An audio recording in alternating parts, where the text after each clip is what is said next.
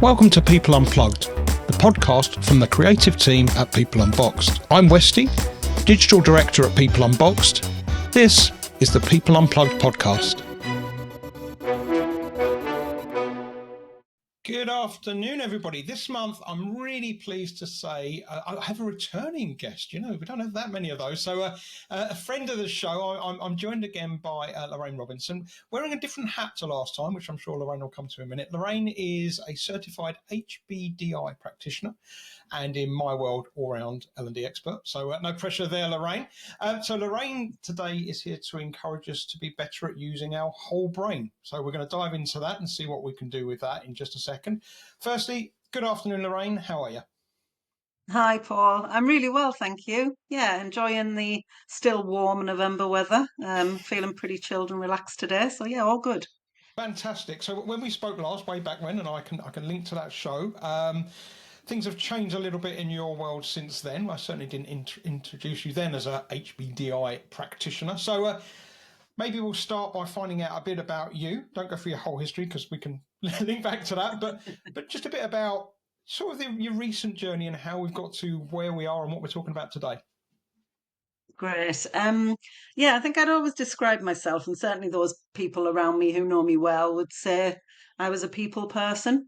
I was brought up in a very strong, supportive family, had pretty comfortable, easy life, always been kind of outgoing and sociable. And over the years, I've collected quite a network of friends from here, there, and everywhere. So I think my interest in people and what makes us different, what ways are we similar, all of that kind of stuff, led me to 18 years working in a selection of learning, development, talent roles. And I was thinking back to whether there was a moment, sort of, as I was growing up, that sort of set me out on that kind of path. And I remember I must have been about 13, and my dad came home from work with a personality assessment. And it was called the 16 personality factor questionnaire, I think known as the 16PF. And I honestly can't remember whether he just walked me through it or maybe he had his profile. I don't think I completed it, but there was something about that sort of had a lasting impression on me. I have since gone back and completed it because it's still widely available, and it tells me that I am a practical problem solver, which I would say is pretty true. Um, and then I guess that was quite early on. And then when it came to choosing a kind of a path at university, which course would I do? I didn't have anything sort of set in mind, so I thought I'd go broad, and I chose psychology. And when I got onto the course and then had to pick certain modules, I kind of chose the ones that were linked to behavior, cognition, even criminology. So this kind of interest in people and sort of who we are and what we're about, it's kind of always been there. And then I spent the first like 22 years of my professional career working at McDonald's. And that's not a natural step you might take out of a psychology degree, but what a place to grow up and learn more about people when you've got your customers and employees and Certainly got a very colleagues. diverse mix of customers and staff and everything there. You must see just about everybody, but yeah. It was fantastic. So yeah, you do kind of get the opportunity to put some of that psychology into practice. So yeah, I stayed at McDonald's for a long time. Left there in 2018. Went on to a global L&D role and then a talent development role. So two different companies. Kind of brings us to today, really. Which brings us to HBDI. So, firstly, what does HBDI stand for? What is it? Yeah, it's so HBDI is an acronym. It stands for Herman Brain Dominance Instrument. It's a psychometric tool that helps us understand, I guess, just one layer of what it is that makes us who we are. Should I walk you through the letters just to Oh, give please you do, the please letters? do. Yeah, it's good. Let's start with H then. Yeah, so the H is for Herman. This is a guy called Ned Herman. He was a general manager at General Electric back in the 80s and became a pioneer in the field of brain research because he became interested in whether creativity could be something that was taught. And he, sort of lent into brain theory, got real interest in that, wanted to then like apply it in the professional world. So using that information to make a difference in a corporate environment and ultimately improve performance and results. So that's Ned. So that's the H for Herman.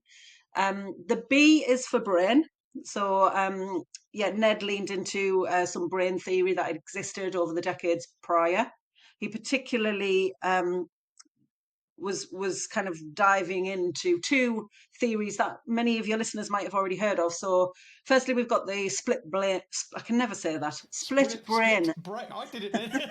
I'll do it for you. I was going to say we'll edit it afterwards. We won't. We'll get it right. Split brain. Yep. Split brain theory, which was Yep. developed in the 50s and 60s by a guy called Roger Sperry. So, Lorraine, is And that this the left half to the brain and the right half to the brain and stuff like that? Is that Yeah, you're right? absolutely right. Yeah, this idea that we've got two hemispheres and that Hmm. the left is associated with logic and order and the right is associated with sort of imagination, creativity. Gotcha. And another theory is called the triune brain theory, which is more about how our brain has evolved over time. So, if you kind of go from bottom to top, you've got the reptilian brain at the bottom, which looks after things we don't need to think about. So, our breathing would be an example. Then you've got the limbic system, which is controls emotion. It's our fight flight response. And then on the top, you've got our neocortex, which is what makes us humans. It looks after language, abstract thought, reasoning.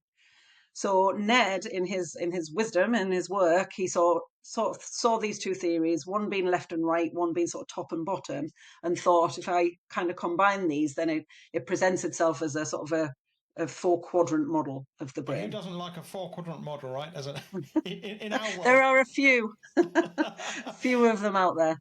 So So yes, we've that's got your Herman and H. Brain. Yeah, HB. Yep. Go on, then let's go for D. And then the D stands for dominance. So this is the idea that we all will build up a dominance in certain types of thinking over time. So most people will be multi-dominant. If I look at my profile, I know that I'm double dominant.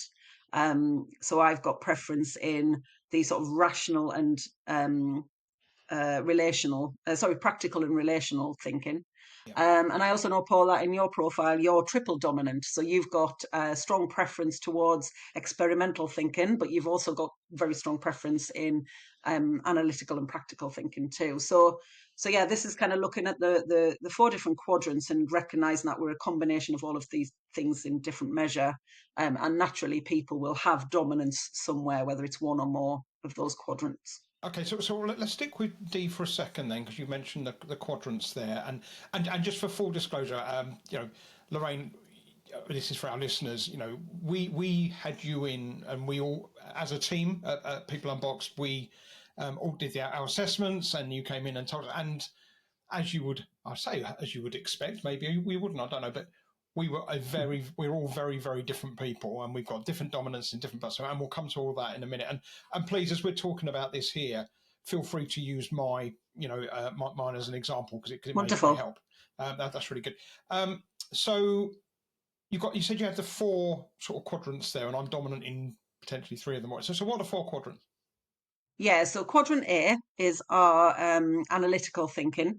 So that's kind of characterized by things like information, facts, data, evidence.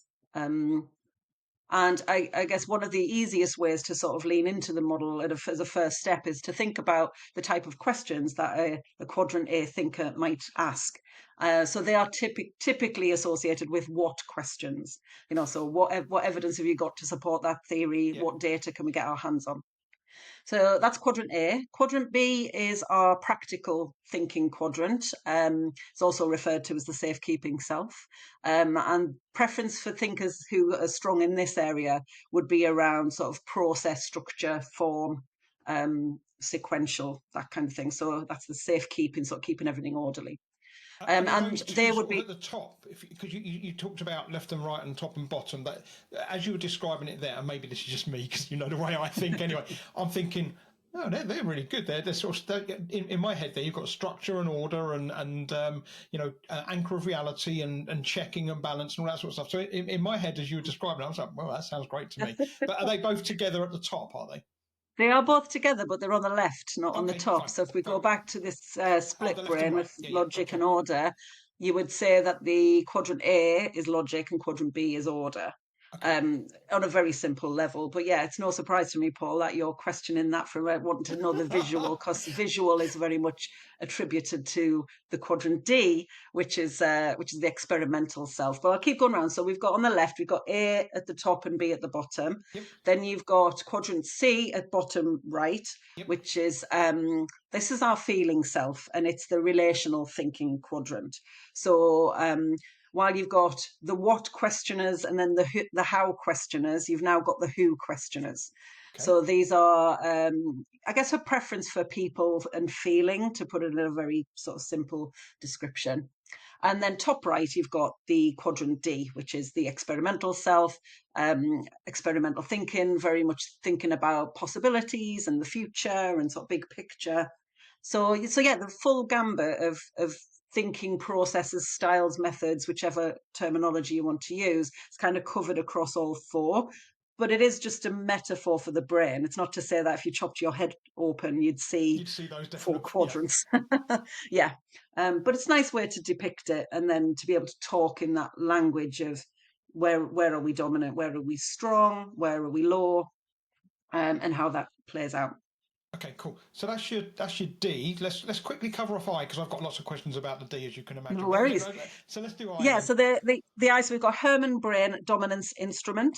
So the I is for instrument, because the HBDI itself is a very science backed, validated psychometric tool. It assesses our thinking preference, and that's all it does really. It's not to be considered as a test. It's not to be considered as a way of establishing somebody's skill or competence or intelligence. It's not talking about our personality. It's not talking about our behavior. It's talking about what's going on up here, the stuff that you often can't even see. So, what's our preference for thinking in certain types of ways? So Herman's got something like 4 million profiles in their database. So it's certainly a valid representation when you've got this mass population to be able to draw assumptions around people who profile in this certain way may show signs of this type of thinking. If I can just pick up on that because I think this is a key point, and it's one of the things that really resonated with me when you took us through this, and that was as you were describing that there. I expect there's people if they know about I know insights profiles and color profiles and all of that good stuff. You're going, oh, you're just describing blues and you're just describing yellows, but you've then just said, but it's not about behaviors and it's not about personality types, which those things are. So why is it different? What is it about? Yeah, I do find this bit fascinating, because this is, I guess, a premise that I would hope people can sign up to, is that as people, we're having like many thousands of thoughts every single day, and it's almost suggesting that thoughts come first, almost naturally. So if we can sort of embrace the premise that thoughts come first. That's what we might experience first as a thought. Then a thought would help to shape our feelings. And then if we take both our thoughts and our feelings together, they might drive the behavior that we see. Then I think it's good to start with how we think. So it's not to say that how we think doesn't show up in our behavior, because it will. The Mm. things that we think will be demonstrated in our emotions and our actions. So I guess in terms of whole brain thinking and the HBDI, the stronger the preference for something, the more likely you might experience it as somebody's like everyday behavior. And this is why, it's really hard, and we shouldn't try and guess what's going on inside somebody's head. But we can look for the clues that exist to tell us something about that individual. And that's where we look to behavior and signs of personality that give us some suggestion of what's sitting behind it. But I think, yeah, if you think that the thoughts are sort of there, and how we process information, how we interact with people, how we get things done, how we view the world around us, is often sort of driven first and foremost by the thoughts that we're having. So it's a good indicator. And once you learn about yourself, it can be then a good indicator for reading others better. But always with the caveat that just because you don't see it doesn't mean it's not there. So you and I have very different profiles, right? Yeah. So does that mean you and I would approach the same problem from a different angle. So we come up with different solutions for the same problem, potentially. And if I'm simplifying this, Lorraine, please just shoot me down in flames and going, absolutely not. If the answer to that is yes, surely that can only be beneficial to then have a range of different profiles within a team, right? Yes. And that's what's always been Or maybe said, you can right, give me an about example. teams is, How would you and I how are you and I different? Sorry, I've interrupted you there. How are you and I how are our profiles different? So for the listeners, you know, I mean, I know what I'm like, and as you were going through my profile, I'm thinking, oh my god, I need to explain that I can deal with people, right? But I tend to be more about structure and order and being solutions focused. That's just the way I think. mm, But to your point, that doesn't mean I'm a complete sociopath who can't talk to people, right? But then yeah. you would approach possibly the same problem in a different way. Have I got that right? Yeah. Yeah, and that's a good way to. So, yeah, problem solving is something that we would all do. Interestingly, being a sort of a problem solver as a sort of descriptor is much more associated in this model with the analytical quadrant, and that's my lowest quadrant, right? Right. So I am not super low in that type of thinking, but it's not as strong as the others. So so yeah, I suppose in that thinking about those questions we might ask. So if you and I were presented with the same problem, my sort of instinct, I guess, if my brain's operating on autopilot, I'm going to think about the how and the who first. So it'll be things like, okay, well, oh, how am I going to go about this? Might be a primary thought that I would have, and also like, who else might I want to get involved in this that will help me solve this problem? Whereas your profile suggests that you would ask some why questions first. So you're sort of understanding, okay, well, yeah, what's the purpose of this? What are we trying to achieve? So that sort of future, Mm, where is this going to take us? So, but very closely, then you're followed by the what and the how. So we would maybe sort of resonate around the how. That's the sort of similarity in our profiles, is we've both got the keenness to understand how are we going to do this, how are we going to get to the answer. But yeah, whereas I might bring in the who, that you might not give priority to because you're focused on the why and the what. And I fantastic. guess if we're thinking about those quadrants as to the positioning, my strong preference comes out in the lower. So like that emotion and fight flight. So the limbic system's like active. Whereas for you, you've got strong activity in the neocortex. So that in itself suggests that we're coming from different perspectives to approach the same problem.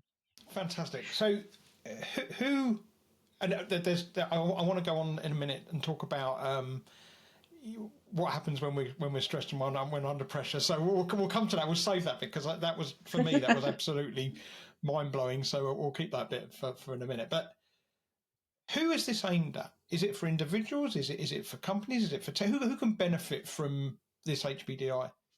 Yeah, it's interesting because I was only other than my dad sharing a psychometric with me when I was a teenager, I've only ever experienced psychometrics in the professional world. So I was introduced to a lot at McDonald's. I got a chance to do everything from Belbin to Insights to Disc, Mm-hmm. what I thought was the full gambit.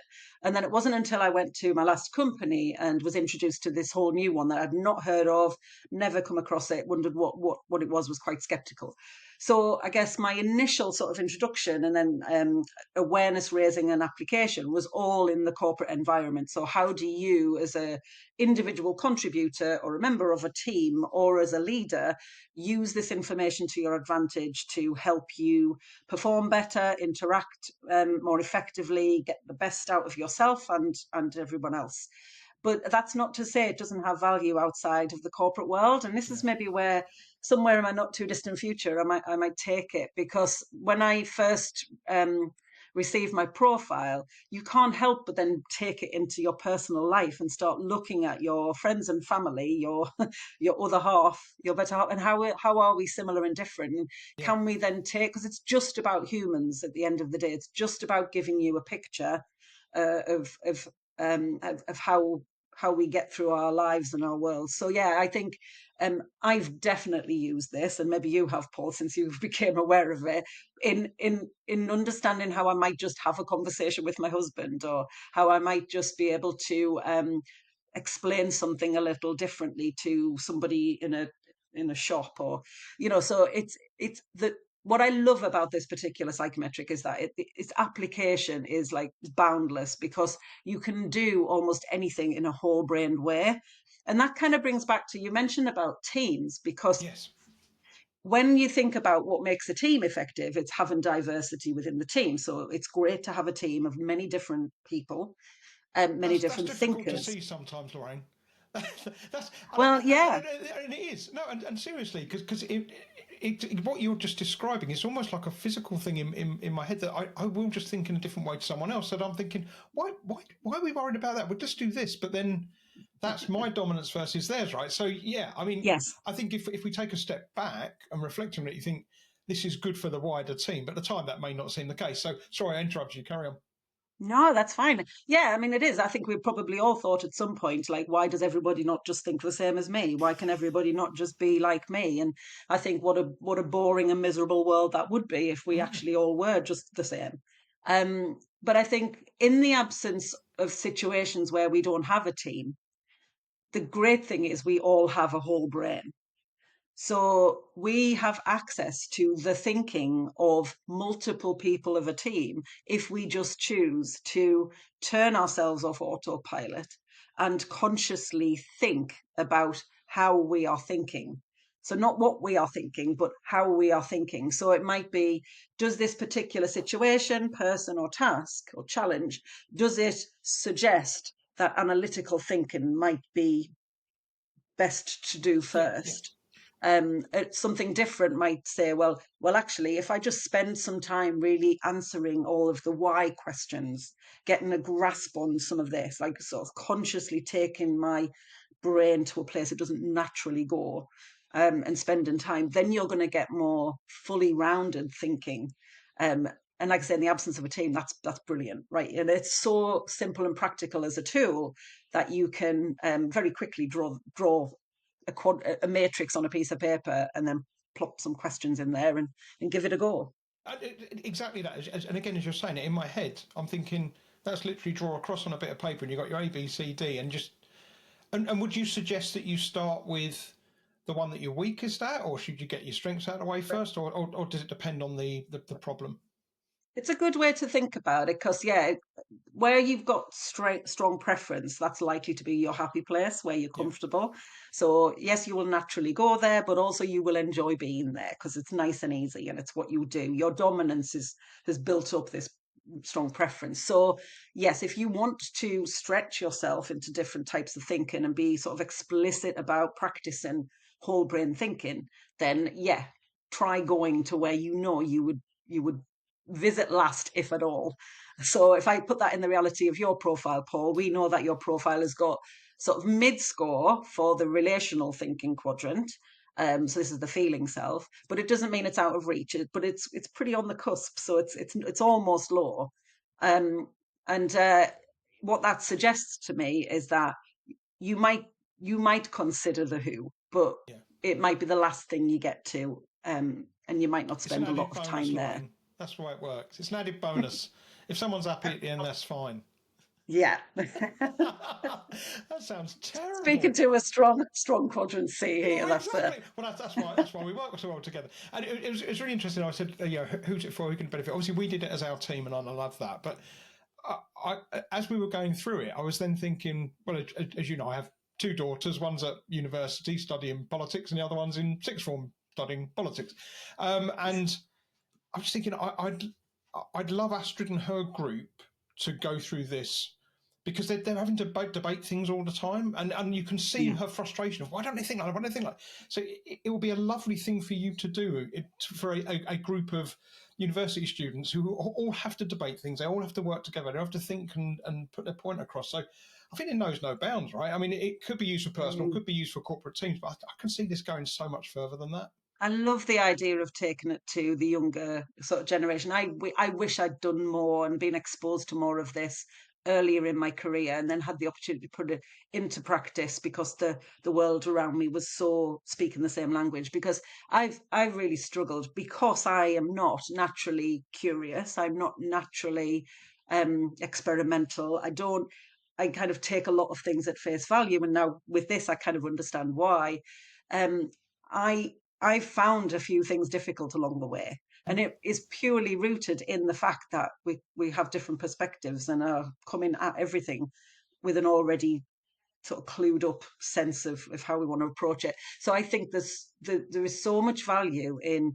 I don't know what age that might start. It might be what 16 to 30 year olds or something, or I um, possibly even younger than that, Lorraine. I mean, as a by the by, you know that I'm quite into my six thinking hats, so I'm an accredited six yes, thinking hats trainer. And if you haven't done six thinking hats, I'm not going to we're not going to I'm not going to take up your time doing it, as in for the listeners. But I'll happily talk to you about it. But the reason that came up is Edward Banner Six Thinking Hats is taught on a school curriculum in New Zealand and Philippines, and we're wow, talking like 9, 10-year-olds, because what's it do? Well, it mm, teaches you to look at everybody's opinion, how you can all agree and work through things together, and how you can look at the not the pros and cons, but basically it teaches you ways of thinking in what he calls parallel thinking, rather than this adversarial, I'm bigger and louder than you, therefore I'm going to win. So yeah, yeah, there's definitely something in that. I would love to see that teaching we just all think differently, and yeah. that can only be an advantage, I would think. I mean, in a world where we're embracing diversity, this is There you go. just about cognitive diversity and also just agility in our thinking. This is not about changing who we are. It's just being open to the fact that we're not all the same.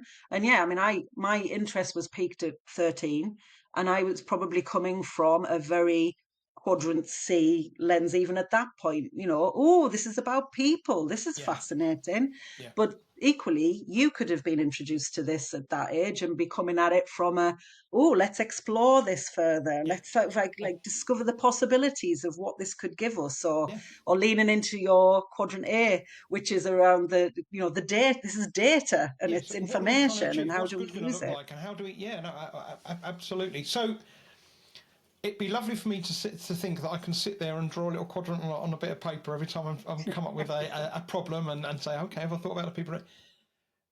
In everyone's day to day, though, we tend to be a little bit short of time, and certainly, Mm, when we're under pressure to meet a deadline, or we're stressed, or we've got conflicting priorities. That's what really piqued my interest with this, because you not only do an assessment on me as I am, normal, general mhm. thinking, whatever way you want to Yeah, put that, you also tell me what every day. every day. That's a lovely way of putting it. I'm going to have to edit out the normal bit, but you know what I meant.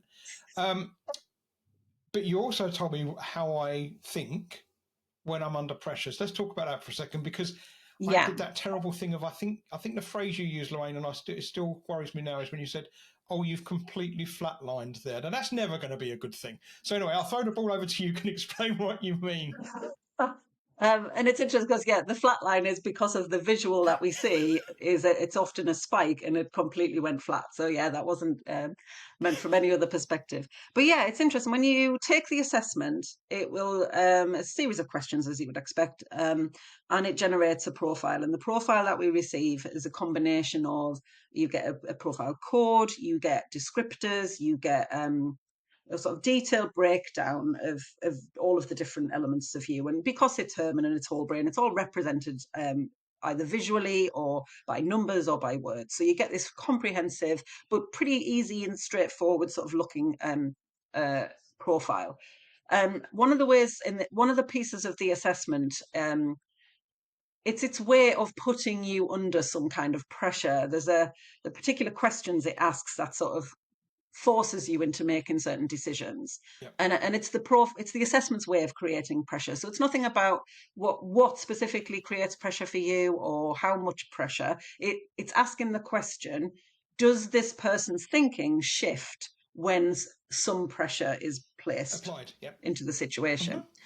So out of that, you then get a pressure profile, which again represented by numbers and codes, but it's also visually represented. So on the diagram that we receive, you see a solid line, which is your everyday profile, and a dotted line, which is your pressure profile. And for some people, that is hardly any different.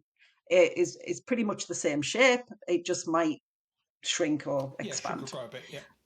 and maybe how we would experience somebody with that kind of a profile is that they come across as pretty calm under pressure because we don't observe or kind of notice anything really different in how they Gotcha. think when under pressure. But for others, myself included, there are spikes and there are dips, and some people's profile shifts completely when under pressure. Um, so yeah, yours particularly, I know, and I'm just looking at yours. You are already low-ish, so mid-scoring to low on the quadrant C, and then the number you have is 0, so hence the flat line. So under pressure, your that quadrant becomes even less of a priority for you, and it practically it's almost suggesting it's like it's of no consideration whatsoever. Now that doesn't necessarily mean that's good or bad. It just tells you what that it is so. And then it's for you to, I guess, understand how is that helpful, how is it not? Because as something goes low, inevitably other things increase. Sure. So I can see that your, particularly your A quadrant, so your analytical self increases as your relational self decreases. So I Yeah. guess we're saying Paul would typically prioritize more of the what when under pressure. So what is it like if it's a problem? So what is it we need to get done rather than the who might this impact or who might we get involved? And I think you had me anyway, but that point, when something happens on a course and you think, yeah, now you've absolutely got me. Now you've piqued my interest because you described me exactly as I am, which is, you know, Mm. yeah, I'm all about solutions and let's find a way and we can overcome this and all of that sort of stuff and coming up with sort of creative ways of fixing issues. But then when someone chucks in, and by the way, that's fine, but the client said they need it tomorrow now. I will, I will work and I'll ramp up. I know I'll go faster and I'll find even more creative solutions and I'll go and go, go, go, go just to hit that. So I could Mm. almost see in my head as you were saying it, not thinking of the effect that's having on the other people around me. That like, oh my Yeah. God, what's he doing? Whereas I just see it as, yeah, but I'm solving the problem. Look, and it Yes. literally is moving it like that, which was fascinating for me. It was, when sometimes you do one of these things, you think, yeah, it's sort of a bit like me. That is absolutely Yeah. nailed. And it's been really useful because, as you explained, I just need to be aware of that now. And that's not necessarily, I'm not going to change my personality per se, but I do Mm-hmm. think, but what impact may that have? If nothing else, it gives me, or it forces me to stop and think, which is probably no bad Yes. thing.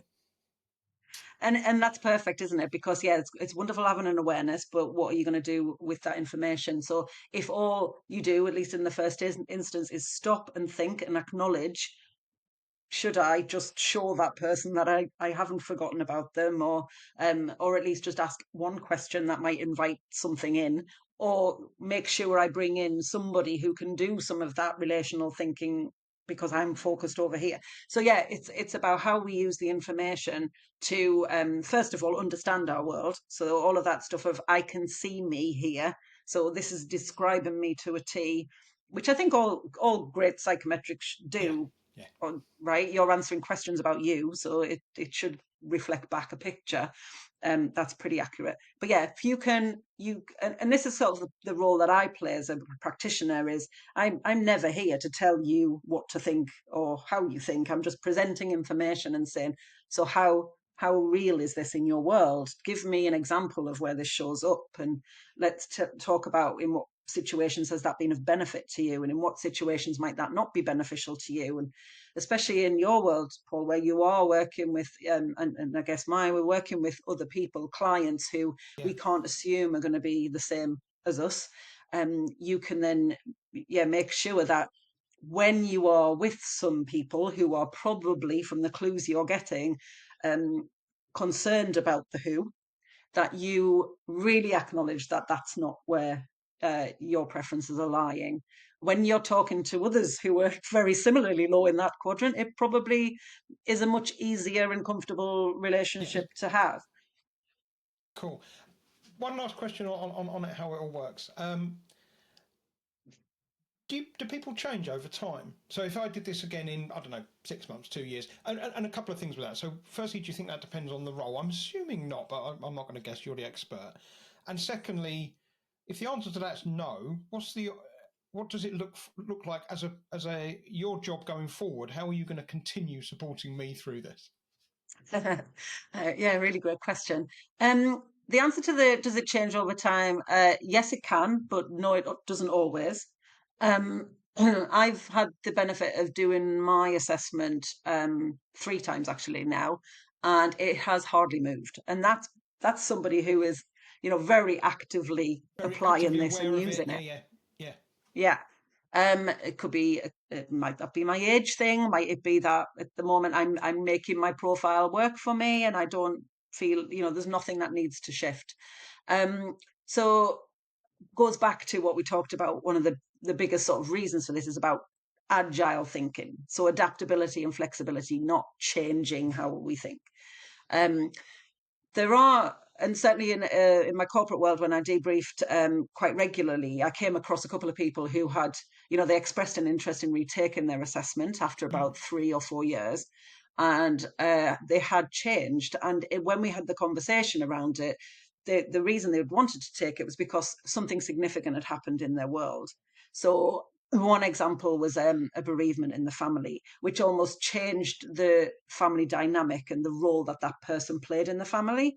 Yeah. So they had to, or felt they had to, really ramp up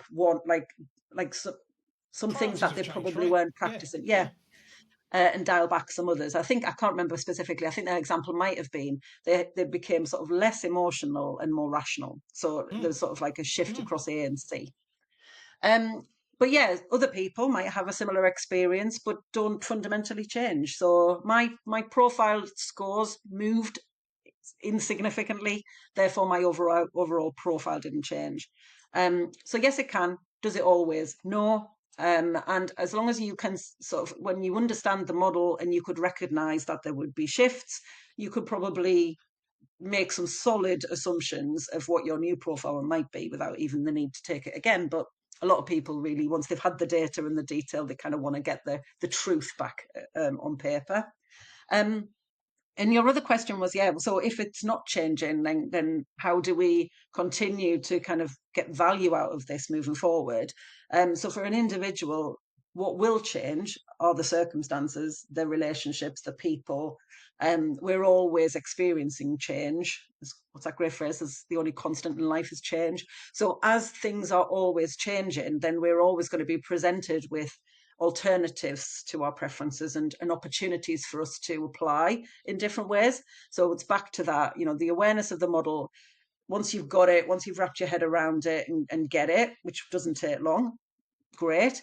The application is then there for you to get as much out of it as possible. And when I first did my certification, I think somebody described this to me as completing the HBDI and understanding the model is your ticket to the gig, but you won't enjoy the gig itself if you don't apply it and keep using it and Lovely. making it part of your life. And I thought at the time I was working at Dr. Martin's, and it's actually very music oriented, so that was quite a good analogy. But yeah, so you would never buy a ticket to a gig and contemplate not going to have the experience. So getting the awareness initially is one thing, but the application, doing something with that knowledge is by far the unlock here, and it will access so much more potential. Love that. Absolutely love that. Lorraine, time's running away as we knew it would, but I mean, you've sort of started touching on it a bit there, and can I just say again, we absolutely loved the day you did for us and going through it. And to your point, there's 8 of us in the team, and it's really nice when someone stops and goes, "Oh, hold on, have we considered all 4?" And that's all it takes. And Yeah. we've committed to ourselves to call each other out on that and go, "Hold on, have we considered everything though?" So that it certainly is working for us. If people want to learn more, if people want to get you in and get maybe work with their team, how can people contact you? What's the best way for them to do that? Best way at the moment is via LinkedIn. So Lorraine Robinson, I'm on LinkedIn. I also have an email address I'm happy to give out. It's hello@lorraine-robinson.co.uk. Via yourselves, because yeah, since your experience, which I thoroughly enjoyed as well. I mean, every time I meet somebody new and debrief them, come into a new team. I mean, it's enlightening. It gives, it's not just an opportunity for me to bring my preference in, it's also an opportunity for me to experience all of the lovely diversity within. So yeah, I think we're going to be partnering maybe a little bit more on this. So I think we can say that people can go via People Unboxed, find out information, get to me that way. But yeah, I'm more than happy to take this to more and more people, because I have realized the value for myself, and I know that there's still so much opportunity to be explored. Fantastic. Lorraine, thanks so much for your time. Really appreciate it. Take care of yourself. Thanks very much. Thanks for joining us today. Feeling curious to learn more about how we help people remember stuff? Well, why not sign up for a free trial of our AI-powered bite-sized learning app, BentoBot? You can do that easily at bentobot.com. And you can catch up on interviews with all of our previous guests by subscribing to this pod via Apple Podcasts or any podcast platform. Till next time, take care.